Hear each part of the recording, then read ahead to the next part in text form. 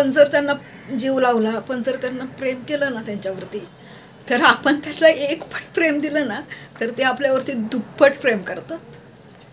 आणि म्हणतो ना आपण त्यांना दिलेल्या भाकरीला ते जागतात. पण माहीत नाही, माणसाच्या बाबतीत असं होत नाही. माणूस खूप म्हणजे खूप खालच्या थराला जाऊन काहीही करू शकतो. हे कर्म करताना 1000 वेळा विचार करा. कर्म खूप म्हणजे खूप महत्त्वाचे आहेत. जरी आजूबाजूची माणसं आणि तुमच्या घरातली माणसं म्हणा किंवा कोणीही या कोणालाही तुम्ही काय करता आहात ते दिसत जरी नसलं ना, तरी जो करविता जो आहे ना, बसलाय ना वरती, तो सगळं बघतो आहे हे फक्त लक्षात ठेवा. आणि या गोष्टीची परतफेड तुम्हाला 1000 लाखो पट्टीनं करावी लागणार आहे. खरंच तो जर माणूस असेल, आपण म्हणतो ना काळीच अशा काही गोष्टी करताना आपलं काळीसुद्धा असं थरथर कापतं की नाही. पण ते करताना जर ज्याचं काळीच थरथर कापत नाही, त्याला आतून ज्या काय भावना येत नाहीत, तर तो माणूस म्हणण्याच्या लायकीचा नाही आहे.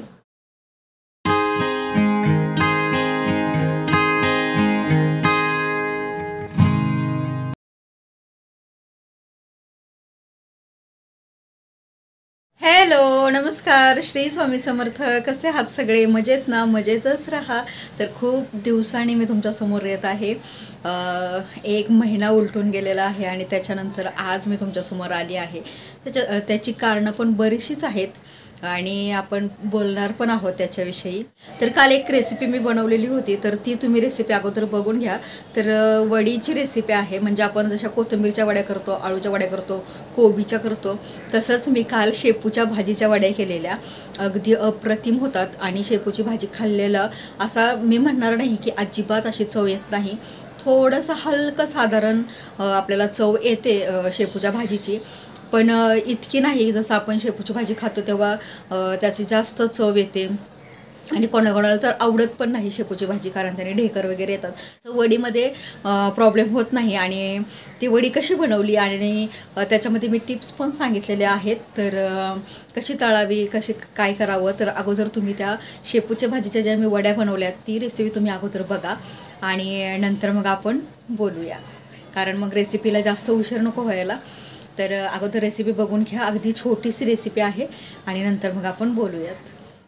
तर इकडे मी शेपूची भाजी छान निवडून घेतली आणि धुतली आहे चांगली. आणि नंतर कट करून घेतली, बारीक एकदम कापून घ्यायची. त्याच्यासाठी लागणारा मसाला बनवला आहे. मिरची, कोथिंबीर, जिरं, ओवा आणि लसूण घालून आपल्याला छान वाटून घ्यायचं आहे. मिरची तुम्ही तुमच्या आवडीनं घेऊ शकता, कमी जास्त करू शकता.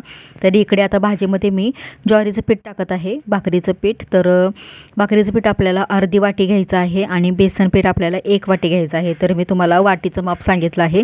इकडे मी चमच्याने टाकलेलं आहे पीठ, म्हणून वाटीचं माप सांगितलं आहे तुम्हाला. आणि इकडे 2 चमचे सफेद तीळ घातले आहेत.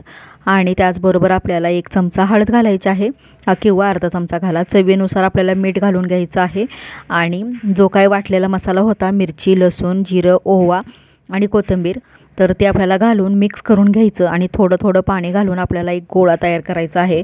जर तुम्हाला असं वाटलं की जर आपल्या इकडं गोळा तयार होत नाही आणि भाजी कोरडी राहते, तर तुम्ही अजून थोडंसं बेसन पीठ आणि ज्वारीचं पीठ घालू शकता, काही प्रॉब्लेम नाही. आता मी तुम्हाला एक महत्त्वाची टिप देईन. जर तुम्हाला आंबट खायला आवडत असेल तर तुम्ही याच्यामध्ये लिंबू पिळू शकता. लिंबू नसेल तर तुम्ही चाट मसाला घाला किंवा आमचूर पावडर घातली तरी चालेल.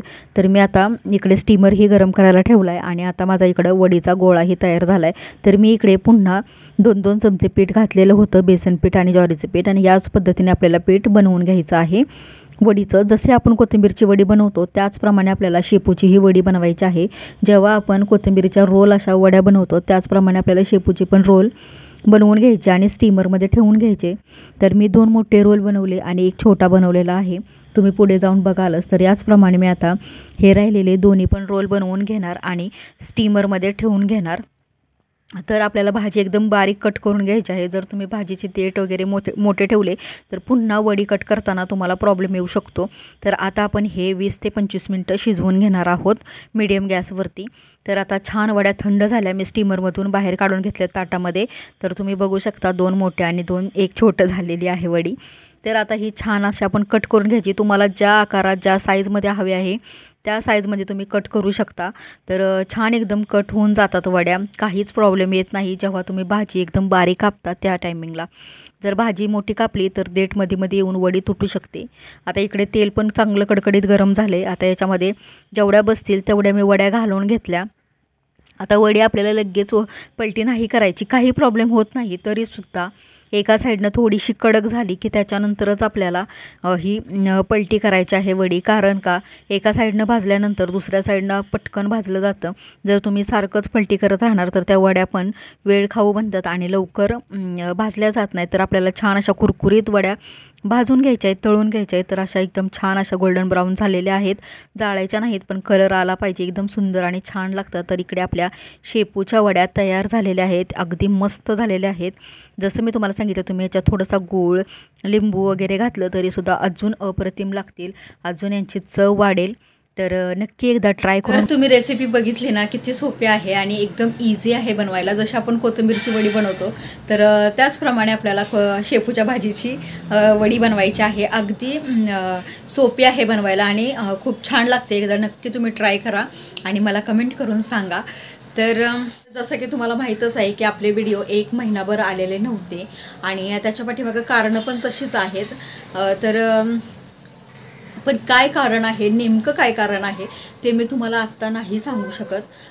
कारण काही गोष्टी असतात तर त्या मी तुम्हाला अशा एकदम उघड अशा सांगू शकत नाही आहे. एक फक्त मी तुम्हाला सांगेन की एवढ्या दिवसांमध्ये, एका महिन्यात, हा 1 महिना उलटून गेला, आपले व्हिडिओज नाही आले. आणि पण मी तुम्हाला एवढं सांगेन की माणसालाच खाली पाडण्यामध्ये किंवा मग त्याचं कसं वाईट होईल, कसं त्याचं वाटोळ होईल आणि कसा तो आयुष्यातून उठेल, कशी त्याची बरबादी होईल, त्यासाठी काही करू शकतो ना, त्याचा एवढा जबरदस्त अनुभव आला. आणि असं स्वप्नातसुद्धा कोणी विचार करणार नाही म्हणजे असं काही आपण करू, एखाद्याविषयी, एखाद्याला आपण असं टार्गेट करूया, असं काही करूया की तो पूर्णपणे त्याचं जगणं म्हणा किंवा त्याचा पुढचा जे काय संसार आहे, त्याची लेकरबाळं आहेत किंवा तो जे काय करतो आहे त्याच्यातून त्याला पूर्णपणे खेचून बाहेर काढून त्याची पूर्ण वाट लावायची. त्याच्यासाठी हे असं केलं पाहिजे. हे असं कोणाच्या म्हणजे एकदम असं हळवं मन असेल, अगदी हृदयातून जर एकमेकांबद्दल जर प्रेम असेल आणि खरंच तो जर माणूस असेल, आपण म्हणतो ना काळीच, अशा काही गोष्टी करताना आपलं काळीसुद्धा असं थरथर कापतं की नाही, पण ते करताना जर ज्याचं काळीच थरथर कापत नाही, त्याला आतून ज्या काय भावना येत नाहीत, तर तो माणूस म्हणण्याच्या लायकीचा नाही आहे. मी जनावर पण म्हणणार नाही, कारण जनावरांमध्ये खूप साऱ्या फिलिंग्स असतात, त्यांना खूप सारं कळतं. आपण जर त्यांना जीव लावला ना तर ते माणसापेक्षा सुद्धा आपल्याबरोबर प्रामाणिक राहतात. खरं आहे, तुम्हाला सगळ्यांना माहीतच असेल.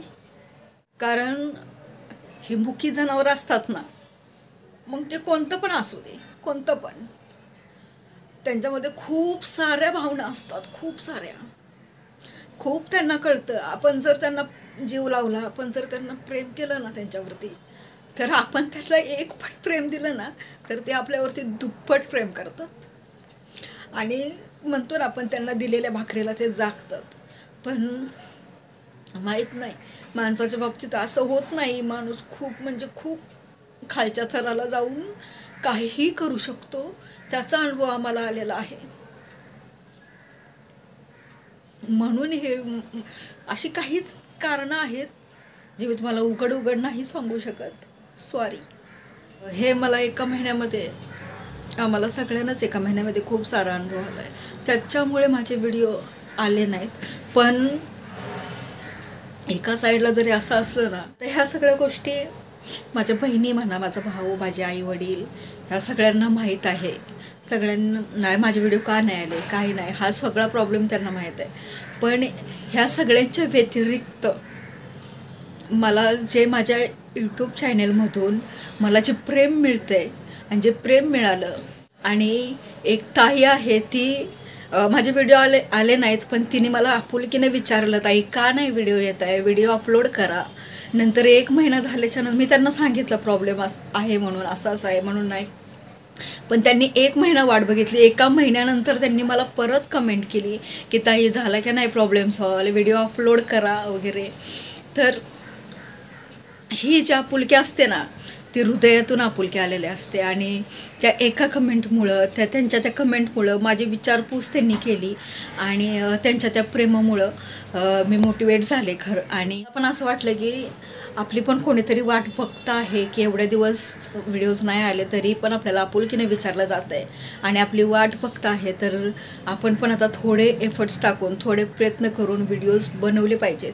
म्हणून मी काल एकदम छोटासा, अगदी सेकंदभराचा व्हिडिओ अपलोड केला रथसप्तमीचा. तो तुम्ही नसेल बघितला तर बघा. आणि त्या ताईंना अशी तर मी धन्यवाद म्हटलेच आहे, पण त्या ताईंना माझा हृदयापासून, काळजापासून व्हिडिओच्या मार्फत खूप खूप खूप ताई मी तुमचे आभारी आहे आणि तुम्हाला खूप धन्यवाद करते की तुम्ही मला कमेंट्स केली, माझी विचारपूस केली. आणि तुम्हाला खूप खूप सारं थँक्यू आणि खूप सारं तुम्हाला प्रेम माझ्याकडून की तुम्ही माझी विचारपूस केली म्हणून. Thank you so much. चला, या विषयावरती जास्त बोलणार नाही, जास्त असल्या गोष्टीला मी जास्त इम्पॉर्टन्स देणार नाही. याच्यावरती आपल्याला जास्त काय बोलायचं नाही, कारण बघा कर्म असतात, माणूस विसरतो कर्म करताना, पण जे कर्म तो करतो ना ते कर्म त्याला केव्हा ना केव्हा फिरतात. हे चक्र जे असतं ना ते गोल चक्र असतं. जे काय आपण करतो ना ते परत रिटर्न आपल्याजवळ येतं. म्हणून माणसानं कधी पण ना कर्म करताना 1000 वेळा विचार करून आपले कर्म केले पाहिजेत की आपण काय करतो आहोत.